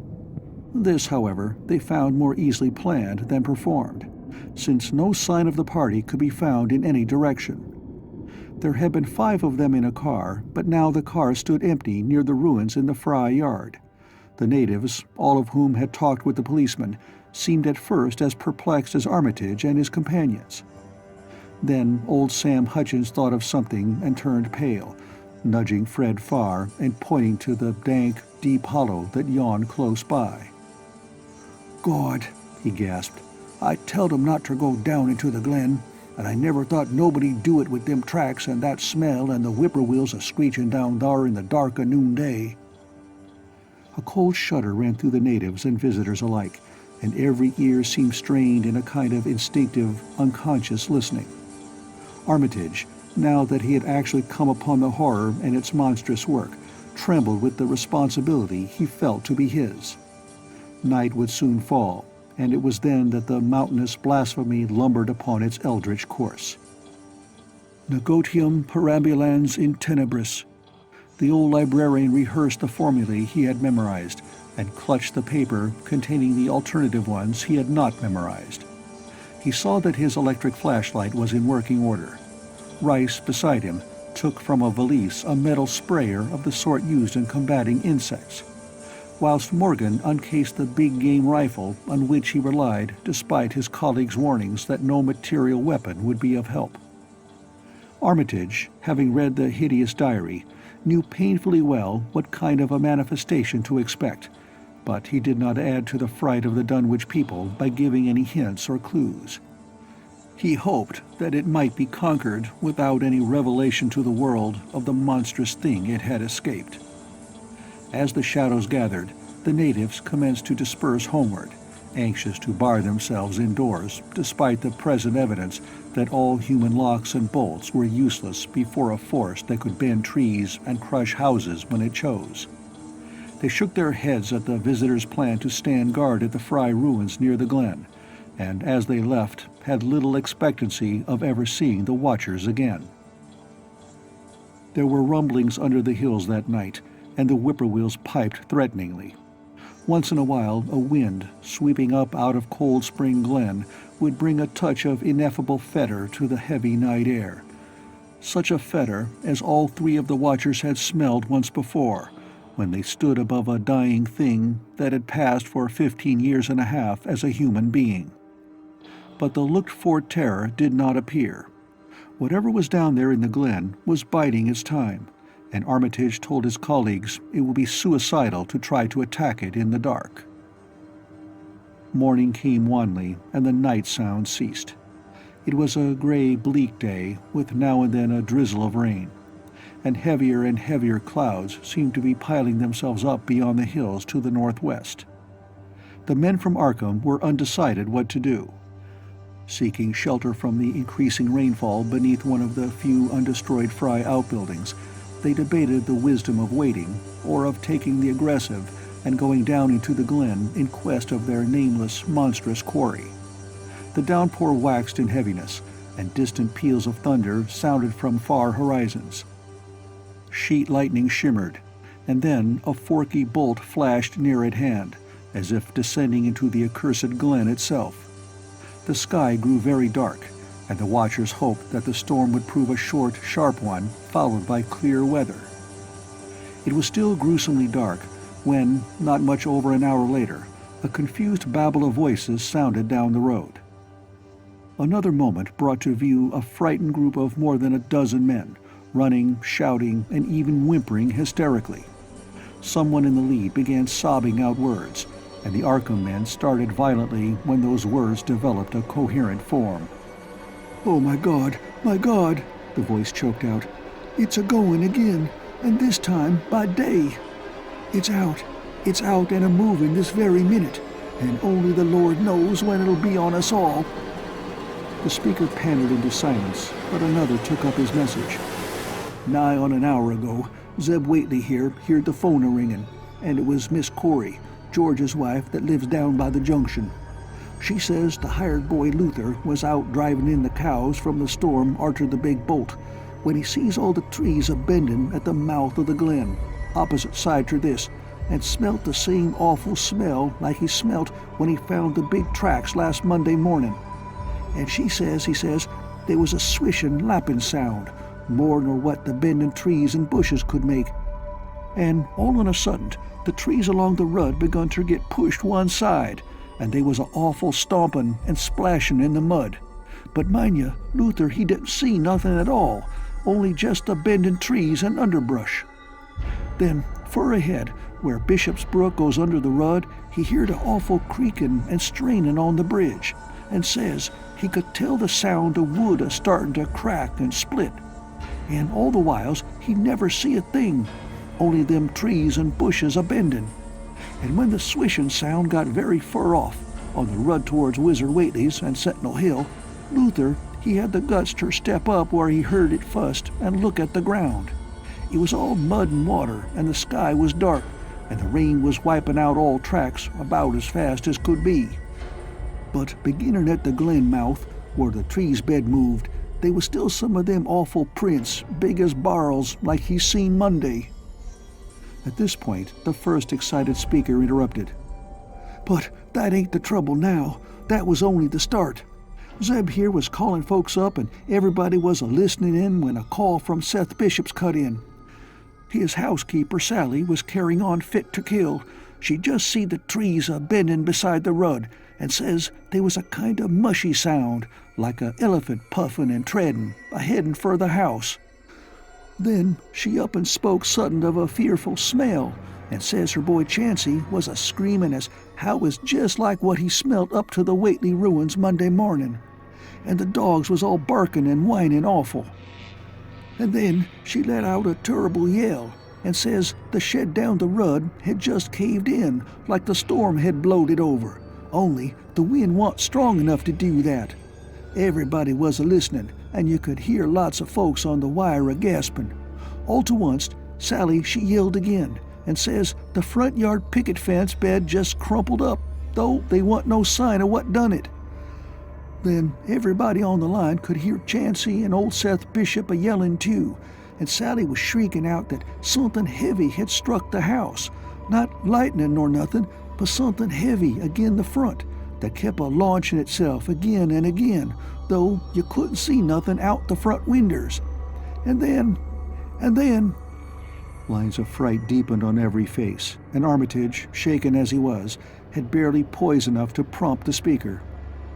And then Sally, she yelled out, "Oh help, the house is a-caving in," and on the wire we could hear a terrible crashing and a whole flock a-screaming, just like when Elmer Frye's place was took, only worse.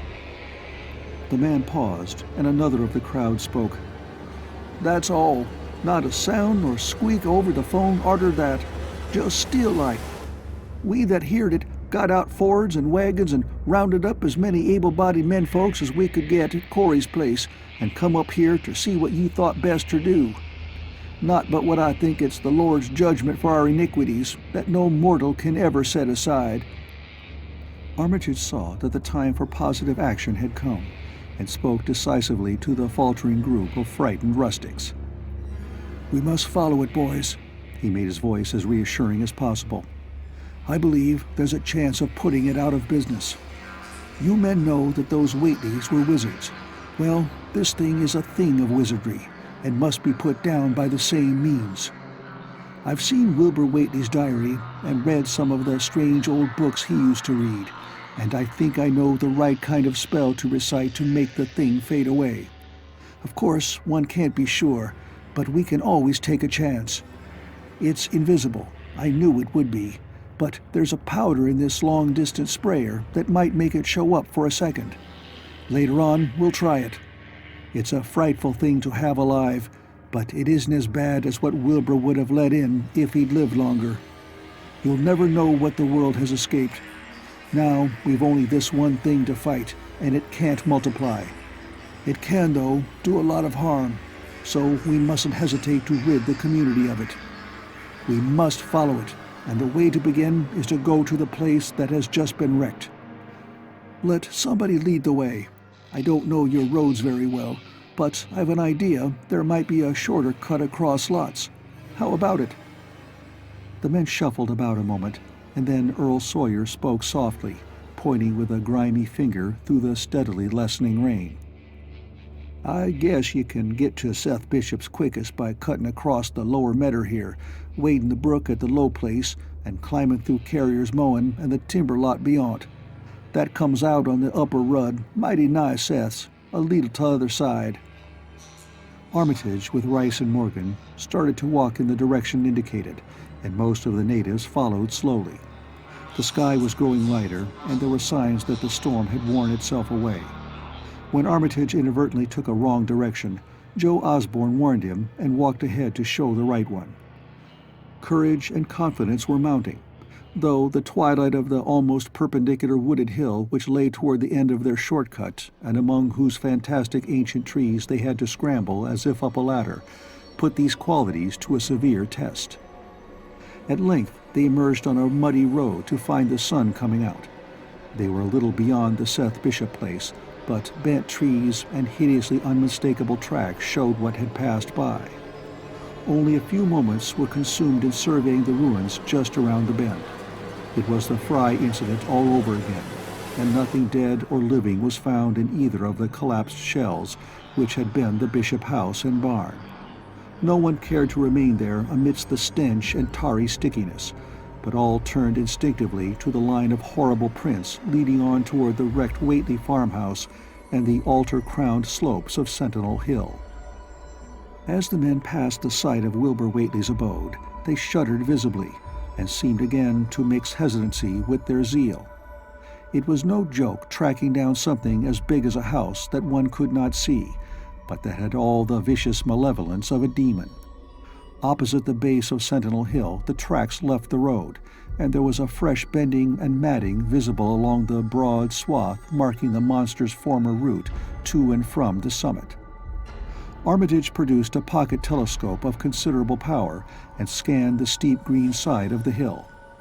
Then he handed the instrument to Morgan, whose sight was keener.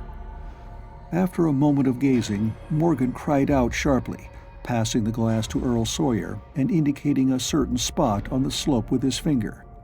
Sawyer, as clumsy as most non-users of optical devices are, fumbled a while, but eventually focused the lenses with Armitage's aid. When he did so, his cry was less restrained than Morgan's had been. "God almighty, the grass and bushes is a-movin'. It's a-goin' up, slow-like, creepin' up ter the top this minute. Heaven only knows what fer." Then the germ of panic seemed to spread among the seekers. It was one thing to chase the nameless entity, but quite another to find it. Spells might be all right, but suppose they weren't. Voices began questioning Armitage about what he knew of the thing, and no reply seemed quite to satisfy. Everyone seemed to feel himself in close proximity to phases of nature and of being utterly forbidden, and wholly outside the sane experience of mankind. 10. In the end, the three men from Arkham, old, white-bearded Dr. Armitage, stocky, iron-gray Professor Rice, and lean, youngish Dr. Morgan, ascended the mountain alone. After much patient instruction regarding its focusing and use, they left the telescope with the frightened group that remained in the road. And as they climbed, they were watched closely by those among whom the glass was passed around. It was hard going, and Armitage had to be helped more than once. High above the toiling group, the great swath trembled as its hellish maker repassed with snail-like deliberateness. Then it was obvious that the pursuers were gaining. Curtis Whately, of the undecayed branch, was holding the telescope when the Arkham party detoured radically from the swath.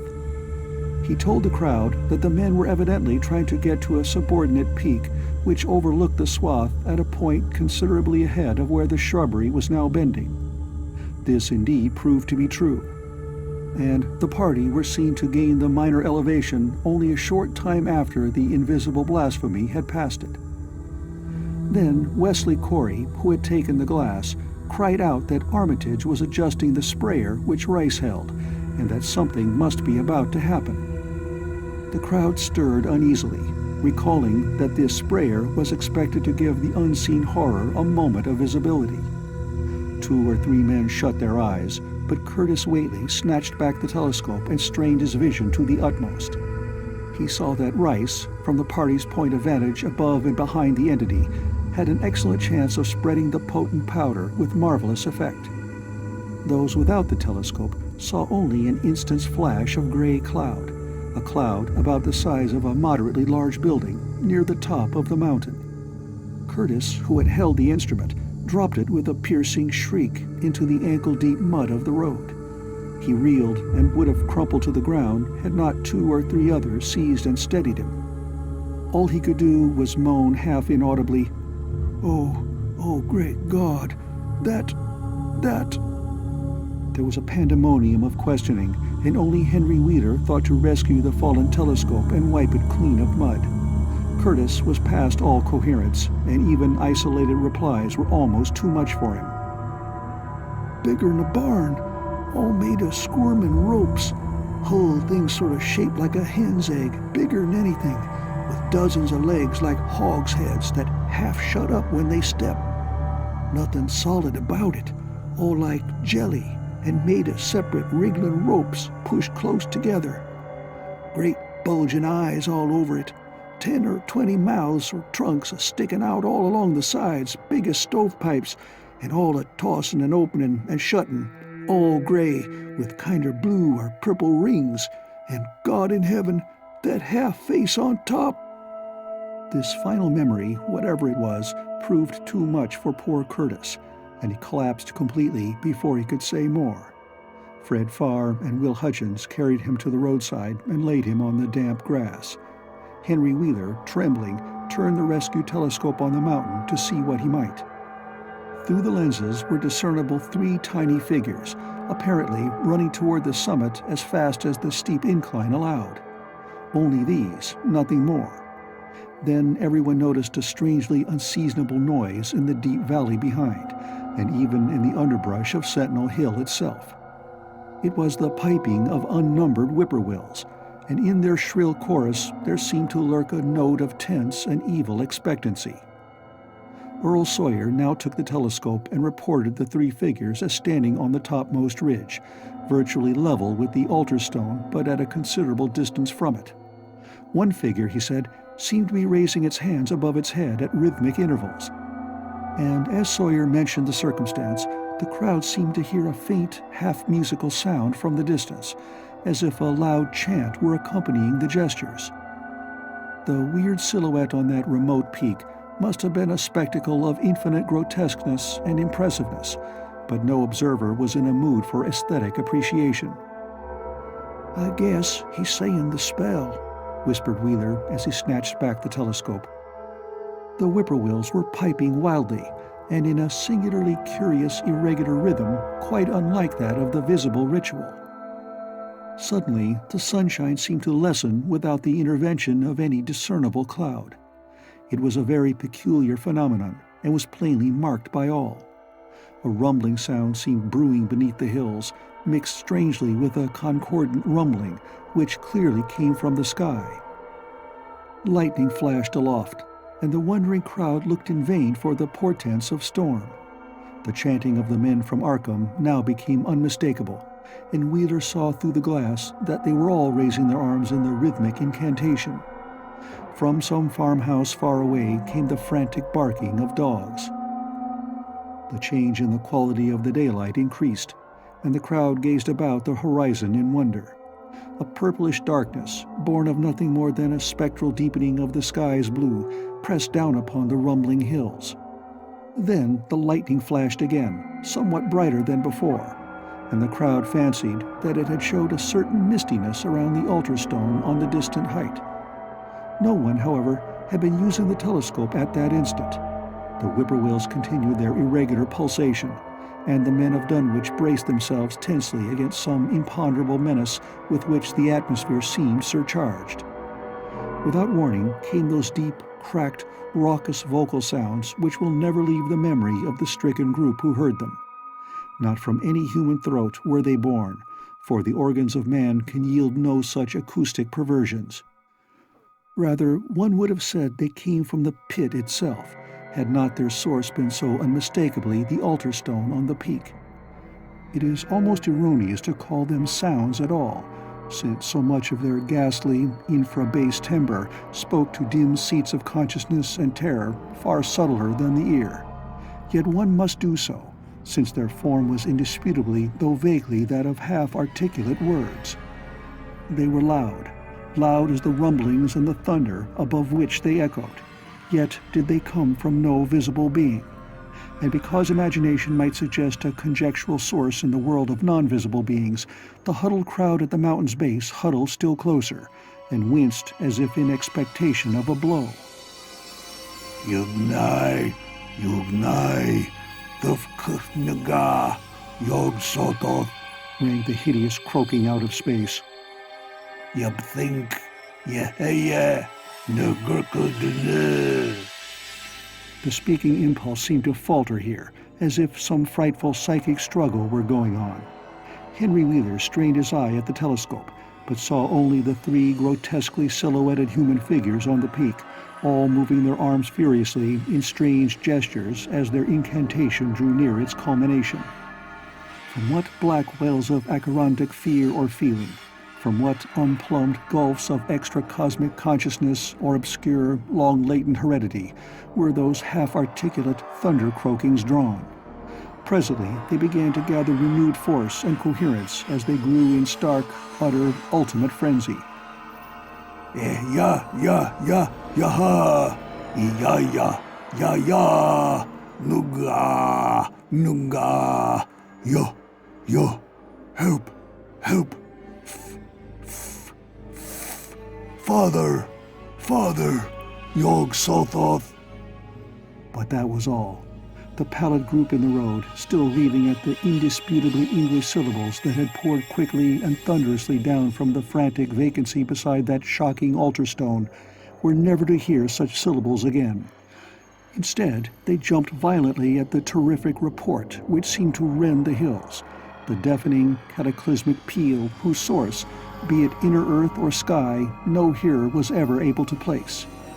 A single lightning bolt shot from the purple zenith to the altar stone, and a great tidal wave of viewless force and indescribable stench swept down from the hill to all the countryside. Trees, grass, and underbrush were whipped into a fury, and the frightened crowd at the mountain's base, weakened by the lethal fetter that seemed about to asphyxiate them, were almost hurled off their feet. Dogs howled from the distance. Green grass and foliage wilted to a curious, sickly yellow-gray, and over field and forest were scattered the bodies of dead whippoorwills. The stench left quickly, but the vegetation never came right again. To this day, there is something queer and unholy about the growths on and around that fearsome hill. Curtis Whately was only just regaining consciousness when the Arkham men came slowly down the mountain in the beams of a sunlight once more brilliant and untainted. They were grave and quiet, and seemed shaken by memories and reflections even more terrible than those which had reduced the group of natives to a state of cowed quivering. In reply to a jumble of questions, they only shook their heads and reaffirmed one vital fact. "The thing has gone forever," Armitage said. "It has been split up into what it was originally made of, and can never exist again. It was an impossibility in a normal world. Only the least fraction was really matter in any sense we know. It was like its father, and most of it has gone back to him in some vague realm or dimension outside our material universe. Some vague abyss out of which only the most accursed rites of human blasphemy could ever have called him for a moment on the hills." There was a brief silence, and in that pause the scattered senses of poor Curtis Whately began to knit back into a sort of continuity, so that he put his hands to his head with a moan. Memory seemed to pick itself up where it had left off, and the horror of the sight that had prostrated him burst in upon him again. Oh, my God, that half-face on top of it, that face with the red eyes and crinkly albino hair and no chin, like the Whateleys. It was a octopus, centipede, spider kind of thing, but they was a half-shaped man's face on top of it, and it looked like Wizard Whately's, only it was yards and yards across." He paused exhausted, as the whole group of natives stared in a bewilderment not quite crystallized into fresh terror. Only old Zebulon Whately, who wanderingly remembered ancient things but who had been silent heretofore, spoke aloud. 15 year gone," he rambled. "I heard old Whately say as how some day we'd hear a child of old Lavinia's a-calling its father's name on the top of Sentinel Hill." But Joe Osborne interrupted him to question the Arkham men anew. "What was it, anyhow? And however did young Wizard Whately call it out of the air it come from?" Armitage chose his words carefully. It was mostly a kind of force that doesn't belong in our part of space. A kind of force that acts and grows and shapes itself by other laws than those of our sort of nature. We have no business calling in such things from outside, and only very wicked people and very wicked cults ever try to. There was some of it in Wilbur Whately himself, enough to make a devil and a precocious monster of him, and to make his passing out a pretty terrible sight. I'm going to burn his accursed diary, and if you men are wise, you'll dynamite that altar stone up there and pull down all the rings of standing stones on the other hills. Things like that brought down the beings those Whateleys were so fond of, the beings they were going to let in tangibly to wipe out the human race and drag the earth off to some nameless place for some nameless purpose. But as to this thing we've just sent back, The Whateleys raised it for a terrible part in the doings that were to come. It grew fast and big from the same reason that Wilbur grew fast and big, but it beat him because it had a greater share of the outsideness in it. You needn't ask how Wilbur called it out of the air. He didn't call it out. It was his twin brother, but it looked more like the father than he did.